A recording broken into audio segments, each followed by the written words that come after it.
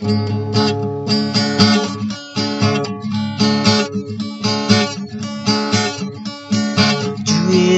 hoàn sen âu leng mồ bu hai bao e đang vô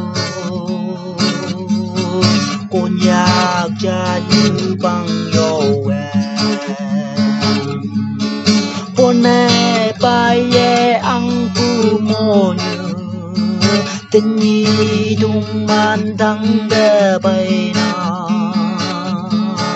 cậu quăng mình yong ngam bay bu phê âu len mô như con ya ha ô hôi quan trô như kem ô hôi quan trô như kem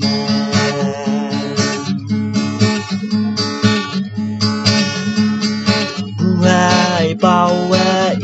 đang bu so gì không mà bu cả đắng yang như tăng mà cô nhạc trong ăn chắc ăn yong trong cu chan yên lặng sang phần nào mây trong người tình nhi cả vang xịp xịp về chứ maiวันmà cô nhạc chan ô hôi cả vang mình yong hà ô hôi cả vang mình yong hà châu như vô như chú Việt Nam cô nhạc băng quang âu leng bù si mây yao ma thu man trình ô hay leng phải si mây yao ma hát câu âu leng trai đem cả nhẹ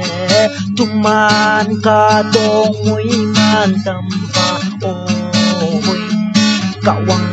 mũi man pha ô hôi cạo quăng mũi man pha bu hai bao đang bu so gì không mà bu cả đắng yang yêu tăng mà cô nhạc trong ăn chắc ăn yong trong cu chan yên lặng sang phần nào mây trong người tình nhi cả quăng xịp xịp về chú mây